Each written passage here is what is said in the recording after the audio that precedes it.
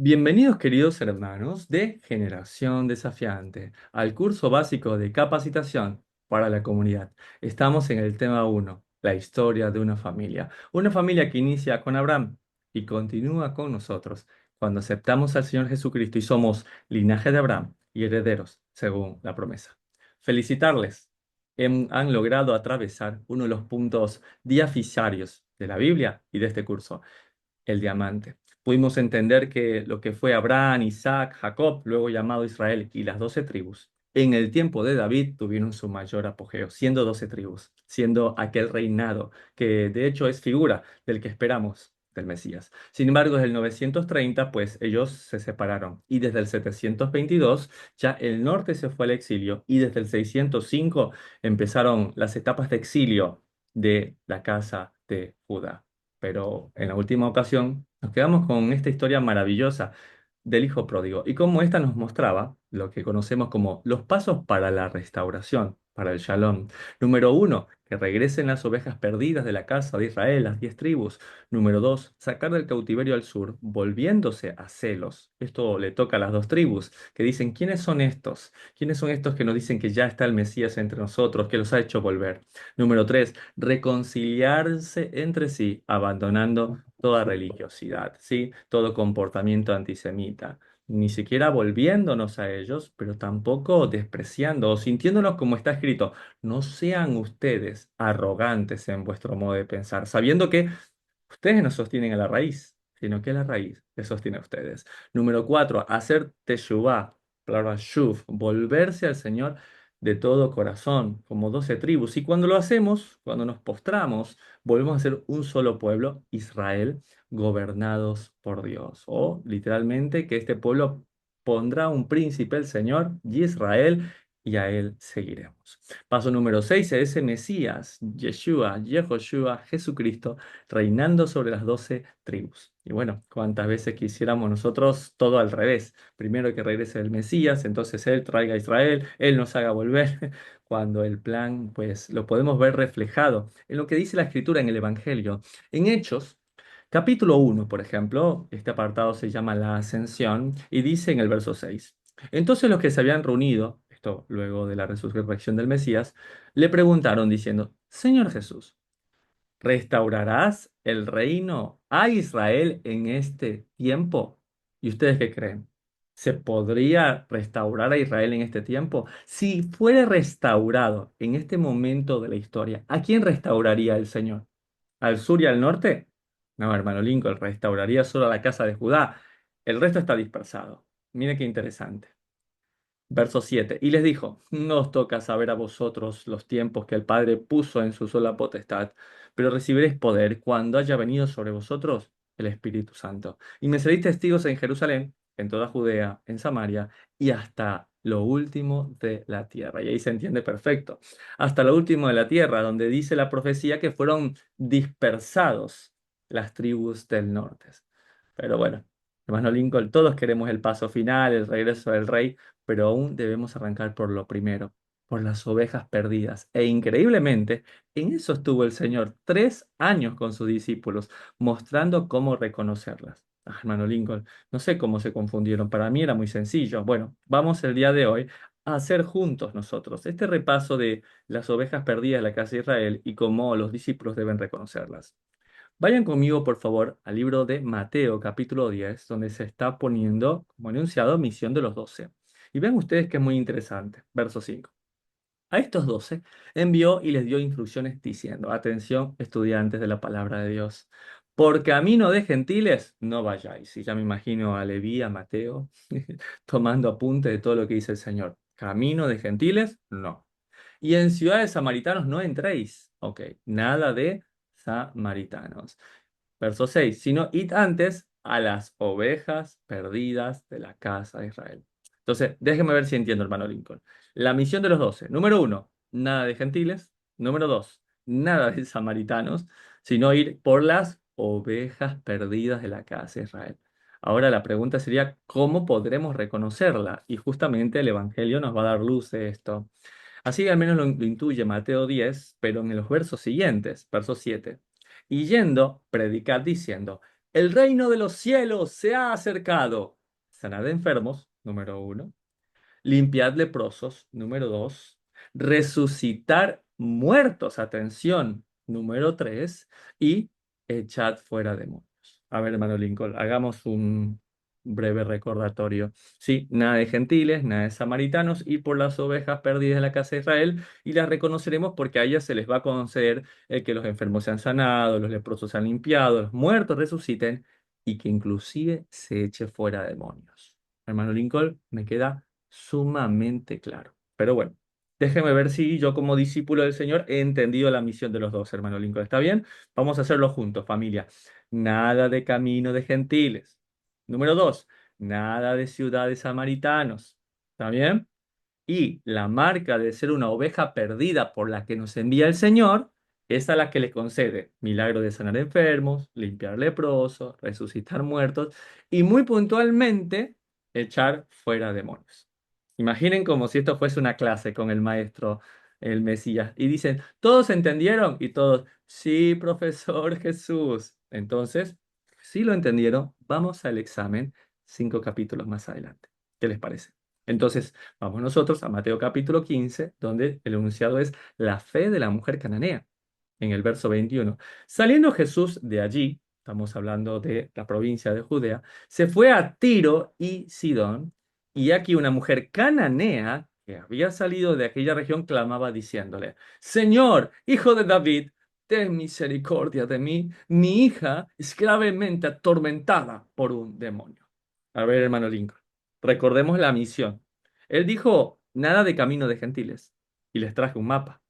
Pero hermano Lincoln, ¿cómo puede ser si se ve claramente que está muy por fuera de la provincia de Judea? Ahí donde está la marca dice Tiro y más arriba dice Sidón. Esto es camino de gentiles. Tanto así que le sale una mujer de allí y lo aclara de la zona de Tiro y Sidón.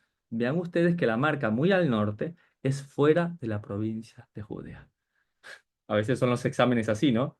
Parece que lo que te explicaron fue tan fácil, pero luego es diferente el día del examen. Pero vean lo que sigue diciendo, aquí mismo en Mateo 15, la fe de la mujer cananea, en el verso 23 en adelante.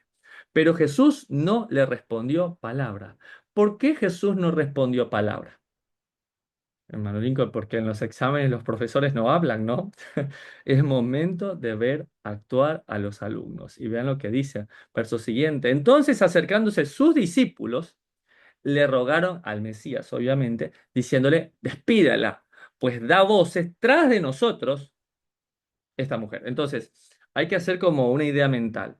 La mujer viene muy atrás, gritando, el Mesías no responde palabra, y quienes ahora tienen que actuar, que son los discípulos, lo hacen. Se acercan al Señor, o sea, estamos hablando de que son los únicos que ahora están con él, y le dicen, despídela.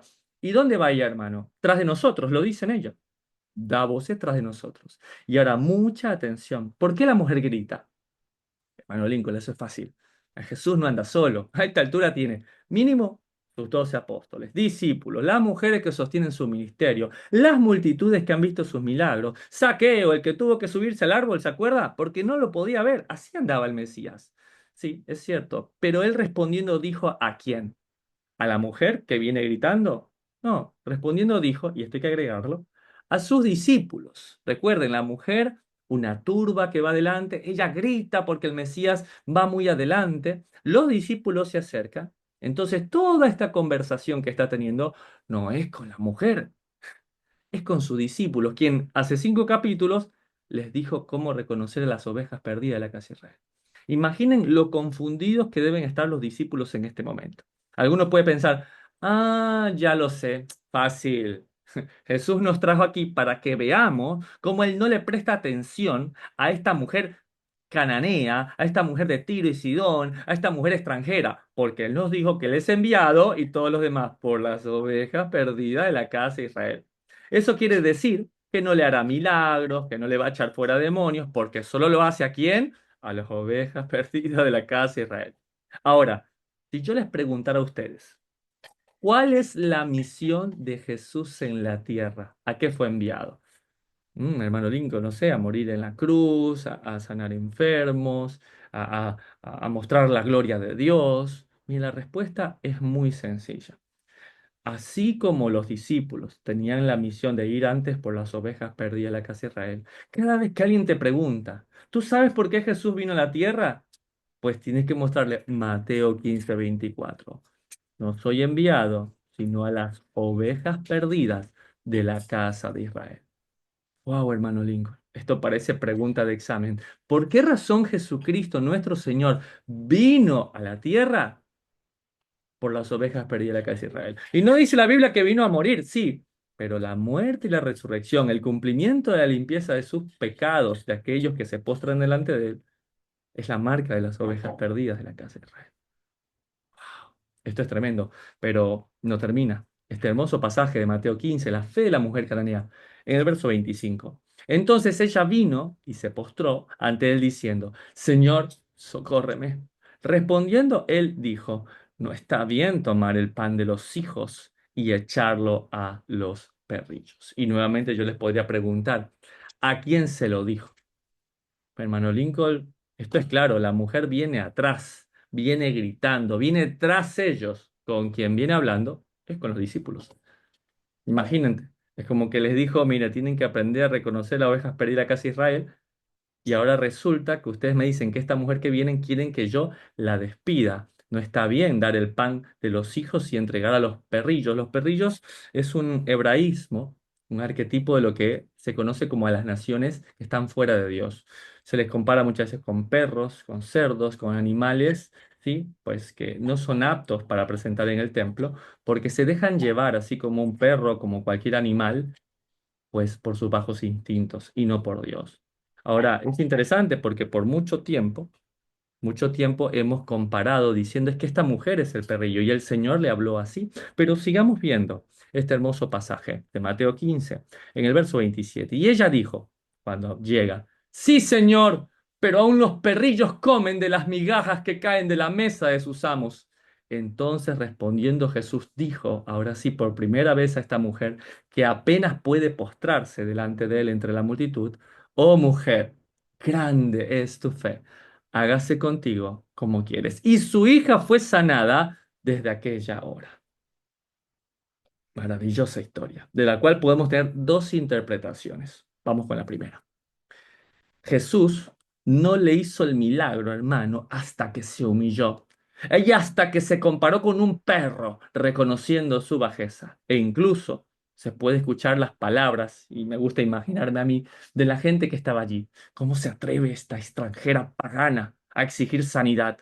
Por algo Dios le permitió que su hija estuviera endemoniada. Seguramente fue pecadora y por eso se mereció la enfermedad. ¿No hemos escuchado muchas veces ese razonamiento entre los religiosos? Esa es una opción. Ese es el Jesús que podría dar una interpretación, pues, regular. Ahora, hay otra interpretación. Este apartado tiene una explicación y es porque al Jesús decirle que su hija es sanada, su verdadera identidad es revelada. Es una oveja perdida de la casa de Israel. Pero ¿cómo van a decir? ¿Cómo le va a hacer un milagro si Él nos dijo, nada de camino de gentiles, nada de samaritano? Hay que ir antes por la oveja perdida de la casa de Israel. ¿A quiénes? Sanaríamos, limpiaríamos de la lepra, resultaríamos muertos y echaríamos fuera demonios. Y me imagino a los discípulos diciendo, entonces las ovejas perdidas de la casa de Israel están perdidas.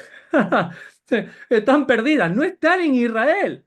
Son de la casa de Israel, pero están dispersas. Están entre gentiles, pero no son gentiles.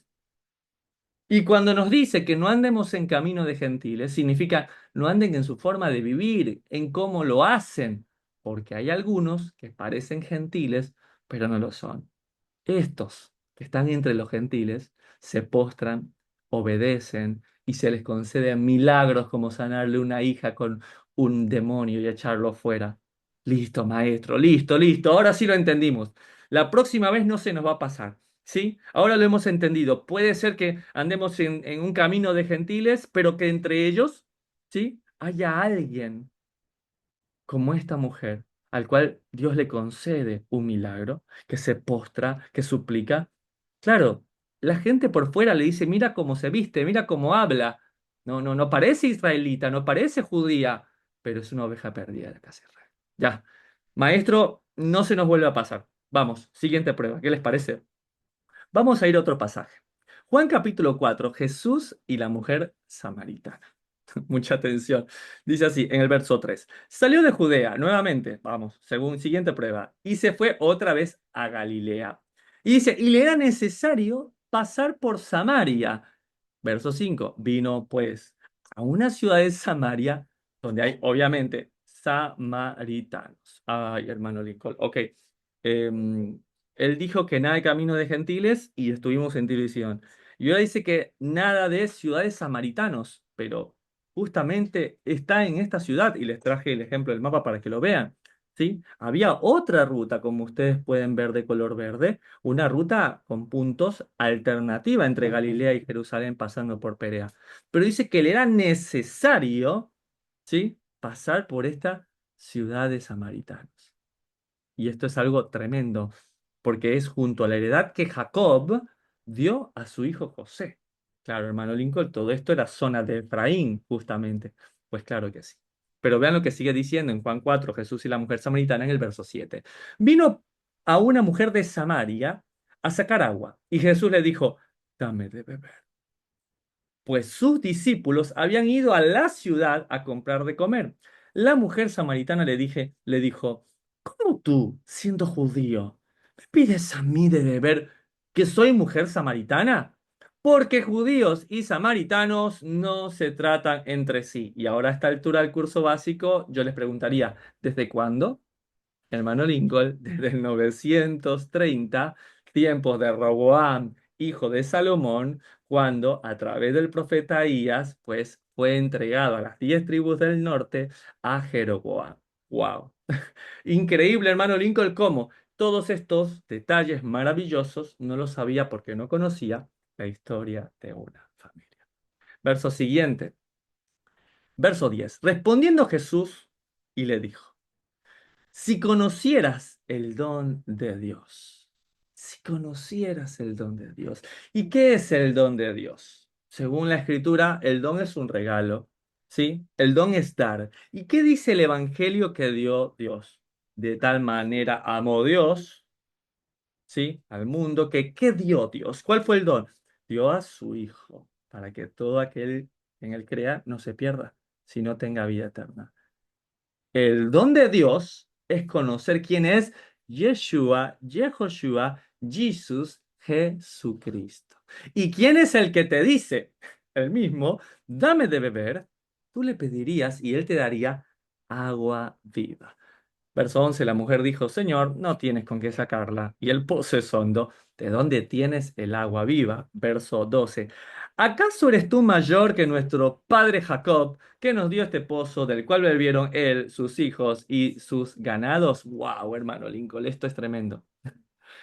Esta mujer, que es considerada extranjera, samaritana, que yo siempre pensé en eso en el culto regular, así me lo explicaron por tantos tiempos en la escuela bíblica, realmente no es otra cosa que una oveja perdida de la casa de Israel. Claro, vive en ciudades samaritanos, pero no es otra cosa que una oveja perdida. De hecho, dice que su padre Jacob fue quien le dio este pozo. Entonces, miren cómo el Señor está yendo a una ciudad de samaritanos, porque entre ellos vive una que no lo es, ¿sí? Samaria era comparable con una ciudad de gente pecadora, de gente apartada de Dios, pero entre ellos había una oveja perdida de la casa de Israel. Y ahí se encuentra con esta mujer al que le dice, mira, cualquiera que bebe de esta agua volverá a tener sed, pero el que bebe del agua que yo daré no tendrá sed jamás. Claro, la mujer le dice, ¿sabes qué? Dame de esa agua. ¿Acaso eres tú mayor? Le dice. ¿Mayor de qué? Mayor que nuestros padres, mayor que nuestro padre Jacob, del cual nos dio este pozo y dio a beber a sus hijos, a sus ganados. Increíblemente. Que ahí le dice el Señor, bueno, ve y llama a tu marido y ven acá. Y la mujer le dice, no tengo marido. Jesús le dijo, bien has dicho, no tengo marido, porque 5 maridos has tenido, y el que ahora tienes no es tu marido. Por lo menos con eso has respondido con verdad. Y le dice, Señor, a mí me parece que tú eres profeta. Ahora, interesantemente, cuando el Señor desnuda su vida y su alma, Algo de la religiosidad que tenemos en nosotros antes del quebrantamiento final aparece. Y en vez de decir, Señor, es verdad, mi vida necesita un cambio, es increíble cómo le responde, o al menos cómo responde la religión. Nuestros padres adoraron en este monte, en el monte de Samaria. Y vosotros decís que en Jerusalén es el lugar donde se debe adorar. Hermano Lincoln, esta ya me la sé. Esto ya lo sé. Usted nos explicó cómo en la división hubo tres pecados de Jeroboam y uno de esos era levantar altares paganos de adoración. Ahora entiendo lo que dice esta mujer. Ahora el Mesías le dice, vosotros adoráis lo que no sabéis, nosotros adoramos lo que sabemos, porque la salvación viene de los judíos, como está escrito.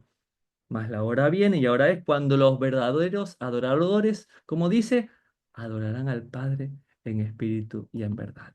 Imagínense en este momento volviendo los discípulos y escuchan las palabras del Mesías diciéndole, pero eso nos lo revelará el Mesías, dice la mujer samaritana. Yo soy el que habla contigo. ¿Cuántas veces los líderes judá le dijeron, si eres el Mesías, dínoslo directamente? Y viene esta mujer, entre comillas extranjera, entre comillas pecadora, una samaritana, y le revela quién es. Qué maravilloso. Hermano Lincoln, esto es tremendo, sí, pero sigamos leyendo lo que dice este hermoso apartado.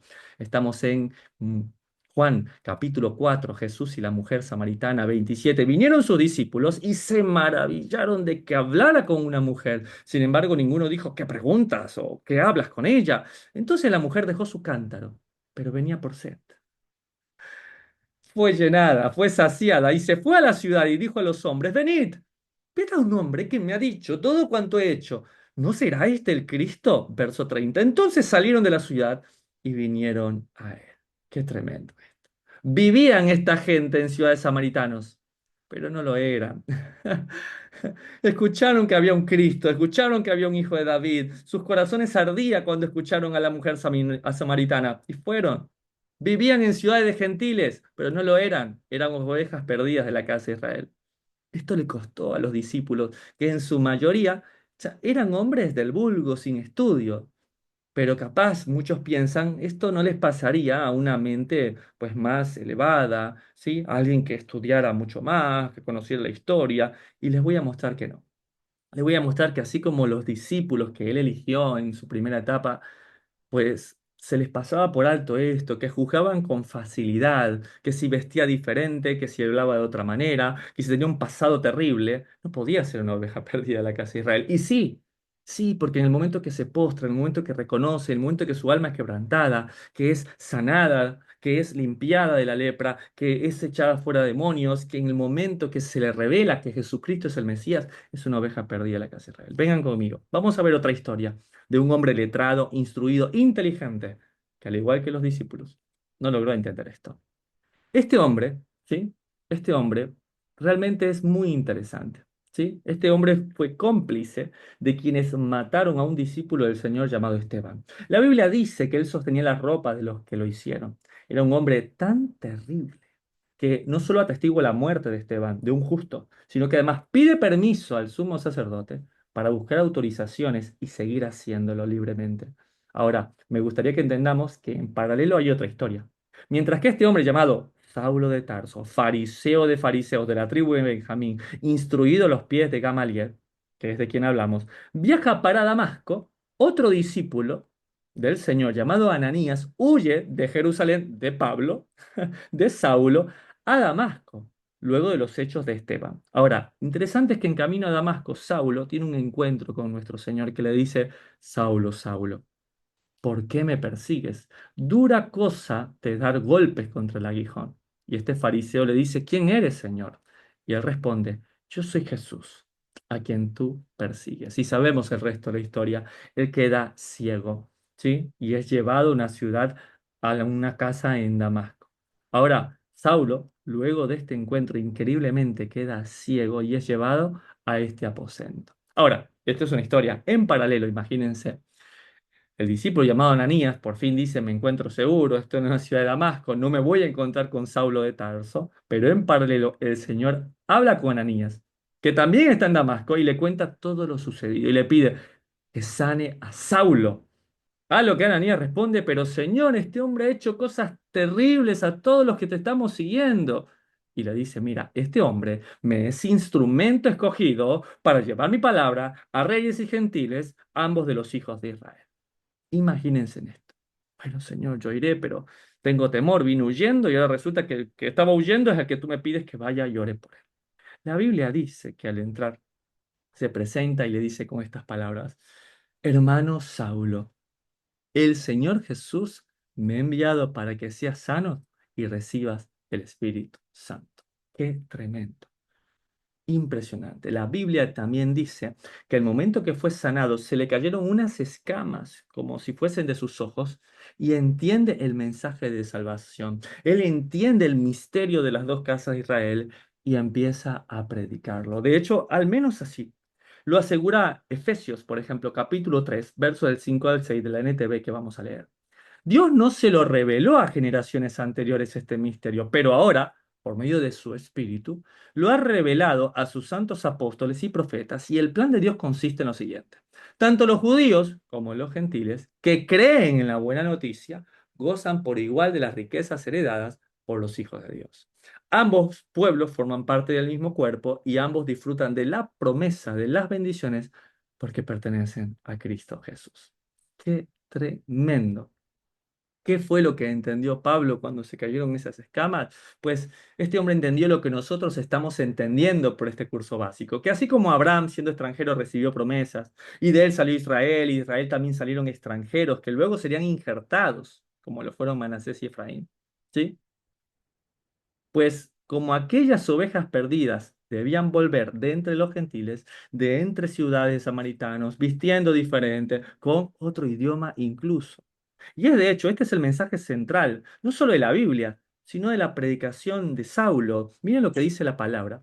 En Hechos, capítulo 26, verso de 6 al 8, cuando está delante del rey Agripa, dice el apóstol Saulo.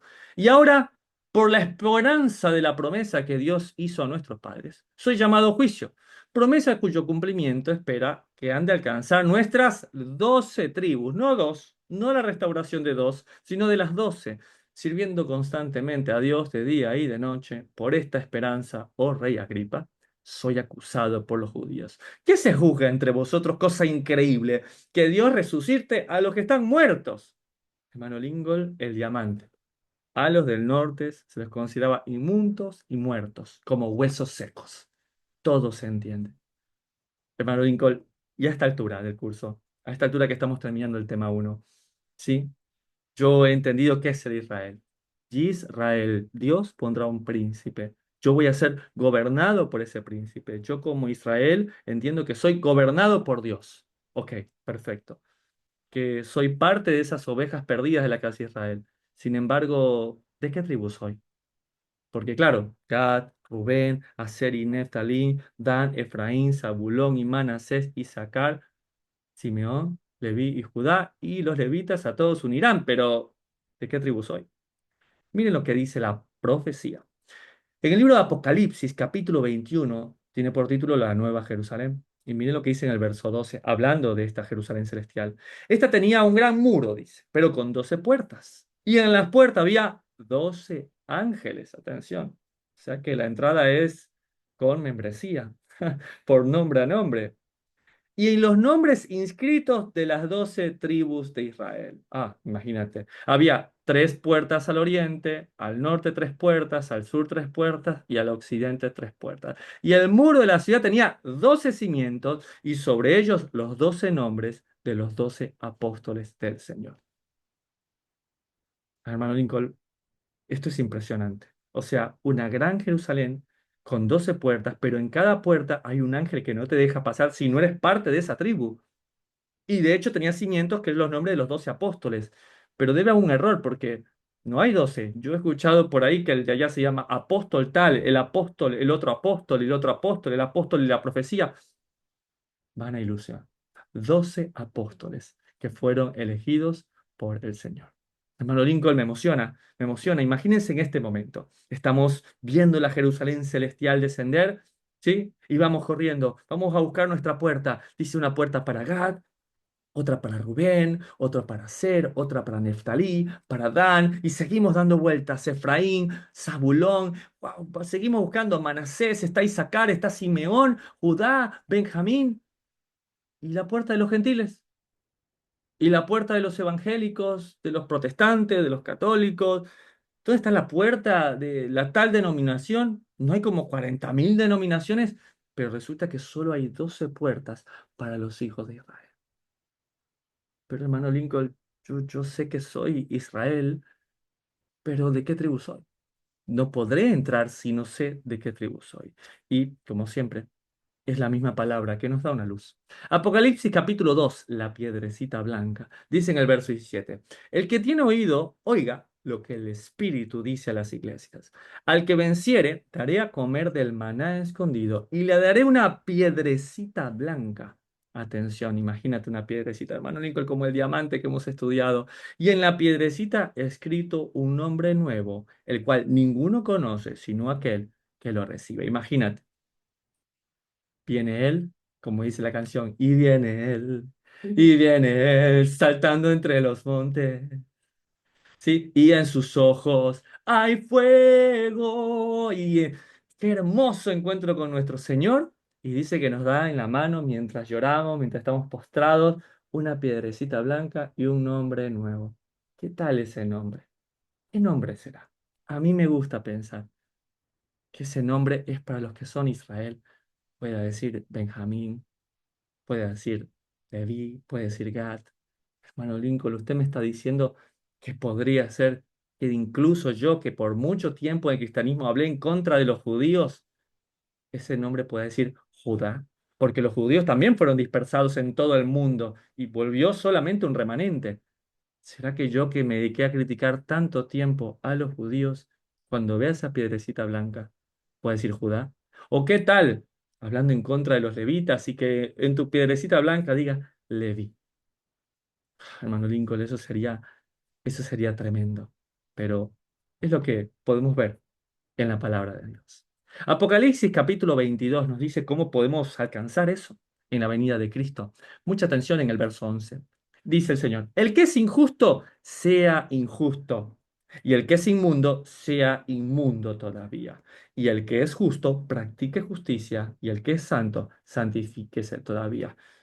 Hermano Lincoln y yo que a veces no entiendo el mensaje. Claro, el Señor anda llamando a sus ovejas, no anda tomando ovejas de otro lado. Como dijo él, cuando haya gente que no le quiere escuchar, ustedes no me escucháis porque vuestro padre es el diablo. Y entonces, en vez de yo andar peleándome y queriendo convertir al que son y al que no son, debo entender que eres injusto, sé injusto todavía. Eres inmundo, sé inmundo todavía. Pero el que escucha este mensaje, que sea justo, practique justicia. Y el que quiere ser santo, santifíquese todavía. ¿Por qué? Dice el verso 12, he aquí que yo vengo pronto y mi galardón conmigo. Me encanta pensar que su galardón, ¿sí? Es esa piedrecita blanca, es hacernos parte de su salvación. Verso 14, más adelante, bienaventurados los que lavan sus ropas, una actitud de siempre estar buscando la reconciliación, para tener el derecho al árbol de vida y para entrar por las puertas en la ciudad. Hermano Lincoln, Apocalipsis 2, para entrar por la puerta de la ciudad tenemos que saber por qué puerta, y para saber por qué puerta necesitamos un nuevo nombre. Y eso, ¿quién nos lo da? El Mesías como un galardón. Aleluya. Verso 15. Más los perros, otro nombre de los gentiles que no buscan a Dios, que se dejan llevar como perros, como animales por sus instintos y no desarrollan ese fruto del espíritu que es el dominio propio, estarán afuera. ¿Juntamente con quién? Hechiceros, fornicarios, homicidas, idólatras y todo el que hace y que vive en mentira. Pero hermano Lincoln, ok, queda claro. Pero la venida está cerca. Veamos lo que dice la Escritura. Mateo capítulo 24, la venida del Hijo del Hombre. Miren lo que dice en el verso 32. De la higuera, aprended la parábola. Cuando ya su rama se enternece y las hojas brotan, sabéis que el verano está cerca. Así también vosotros, cuando viereis todas estas cosas, sabéis que está cercano a las puertas. Verso 34. De cierto os digo que no pasará esta generación antes que todas estas cosas no acontezcan. Hermano, qué tremendo. O sea que eso de la higuera es súper importante. ¿Quién es la higuera? También lo dice la palabra. Jeremías capítulo 24, versos del 5 al 6. Vamos a leerla del LBLA. Dice, así dice el Señor, Dios de Israel.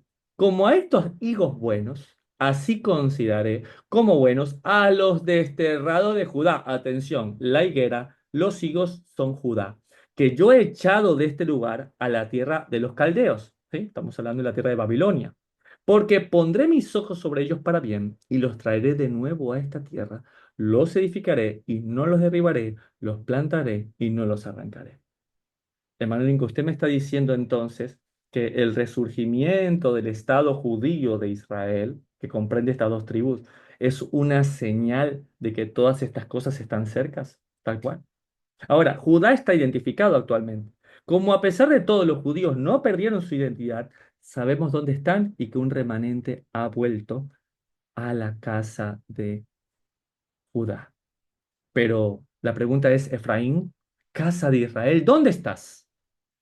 Efraín se ha mezclado con los demás pueblos, dice Oseas capítulo 7 y verso 8. Están entre gentiles, entre samaritanos, ¿sí? Están entre extranjeros.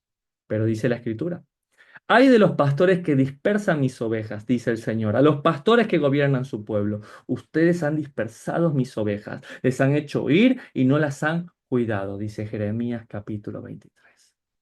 Los pastores que debieron acercar al pueblo, no volver al hermano mayor, no volverse a un judío, pero bendecirles, amarles, conocer más de la cultura, entender nuestras raíces y que los mandamientos de Dios pues no eran solo para los judíos, sino para las 12 tribus de Israel y todo extranjero que quisiera agregarse. Sin embargo, la realidad es otra.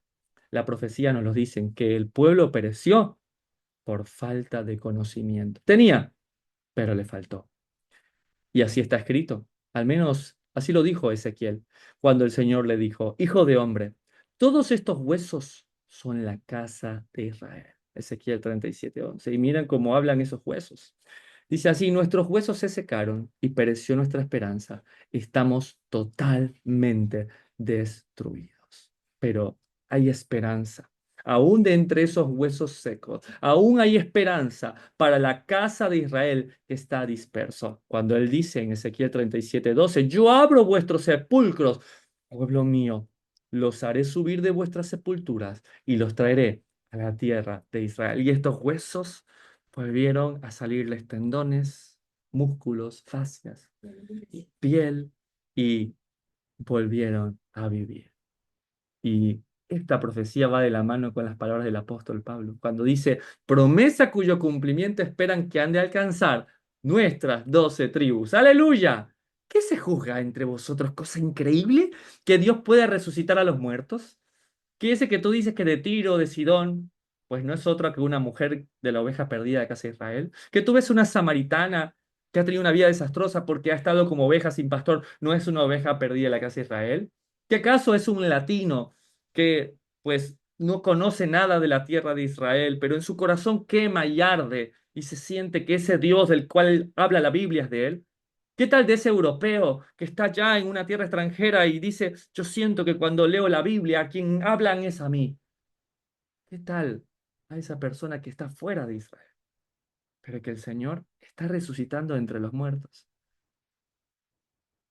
A esos que están entre gentiles, pero no lo son, que viven entre samaritanos, pero no lo son, aquellos que han sido concedidos milagros y que como el apóstol Pablo, a Saulo, le cayeron las escamas de los ojos y han reconocido a Jesucristo. Puedo decirles el día de hoy que son ovejas perdidas de la casa de Israel. Pero si nosotros estuvimos lejos y nos apartamos de Dios, ¿cómo Dios nos perdona? Y lo está escrito. ¿Cómo podré abandonarte, oh Efraín? ¿Te entregaré yo, Israel?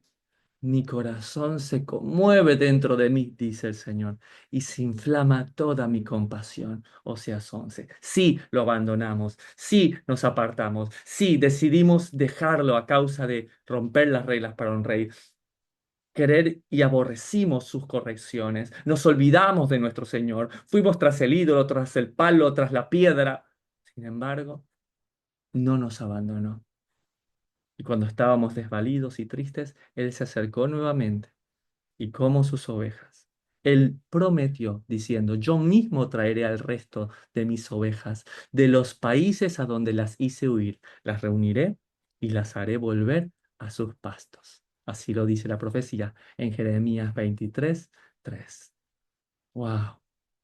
Qué hermoso esta profecía, que también se hizo realidad en tiempos del Mesías. Él lo citó nuevamente. Miren lo que les dijo en Juan capítulo 10, el buen pastor, en el verso siguiente, el verso 7 al 16. Volvió Jesús a decirles, ¿a quiénes?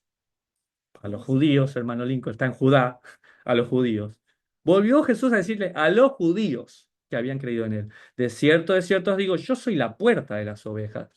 Todos los que antes vinieron, ladrones son y salteadores, pero no los oyeron las ovejas.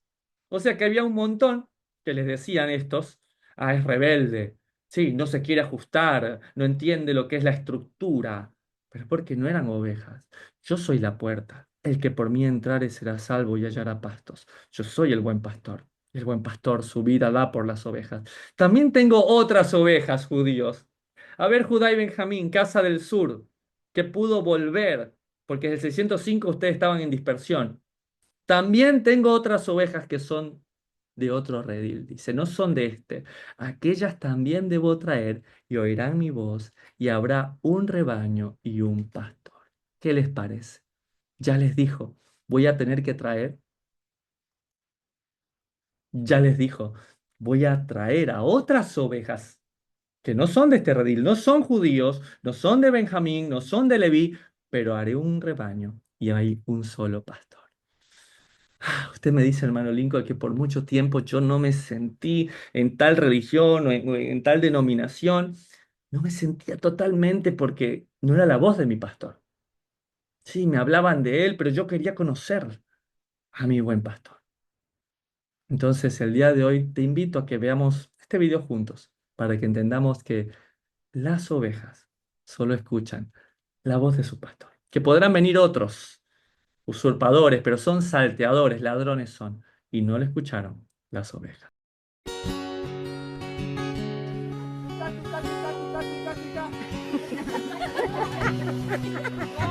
One more time. Oh, one is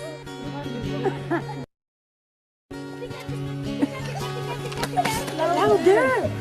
Tika, tika, tika, tika. Tika, tika, tika, tika.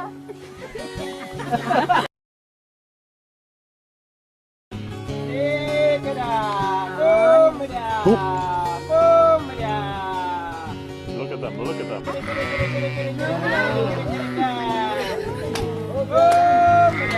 That's amazing. Isn't that amazing? They are coming. Oh my God. Woo! Oh my God. I can't believe this. Oh my God. It's too high to five. Oh my God. This is amazing. One more. You scared them.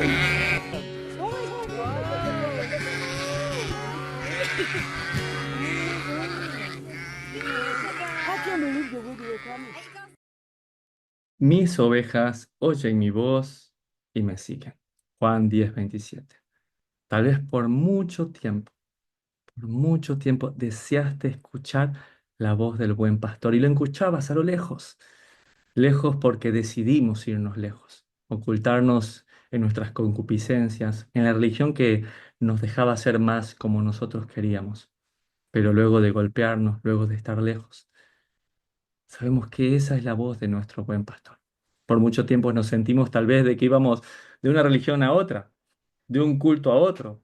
Y se nos dijo que éramos forajidos, que éramos solitarios, que no queríamos estar a cargo del pastor, que éramos rebeldes, pero solamente buscábamos escuchar la voz del buen pastor, de ese pastor que el día de hoy se presenta a nosotros, de ese pastor como está escrito en el Evangelio, en Mateo 15:24. Nuestro pastor vino por las ovejas perdidas de la casa de Israel. Y nosotros, sus discípulos, tenemos la misma misión: ir por las ovejas perdidas de la casa de Israel.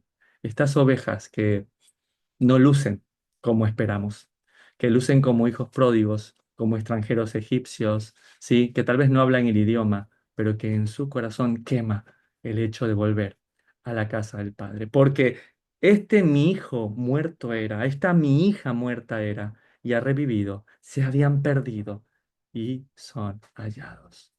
Además de este hermoso estudio, te compartiré el video resumen de la historia de una familia para que podamos entender más cerca esta maravillosa realidad. Una realidad que el día de hoy podemos entender, que ahora somos nosotros parte de la historia de una familia que inició con Abraham y continúa con nosotros cuando aceptamos al Señor Jesucristo y somos linajes de Abraham y herederos según la promesa. Es nuestro anhelo que a través de este curso básico de capacitación podamos reconocer lo que somos, ovejas, ovejas que siguen, ovejas que anhelan la voz del buen pastor, porque entraremos en él y encontraremos campo, seremos alimentados, seremos sanados. No importa cómo luzcas, no importa cómo hables, si eres una oveja de él, escucharás su voz y le seguirás. Hasta acá llega la grabación del día de la fecha.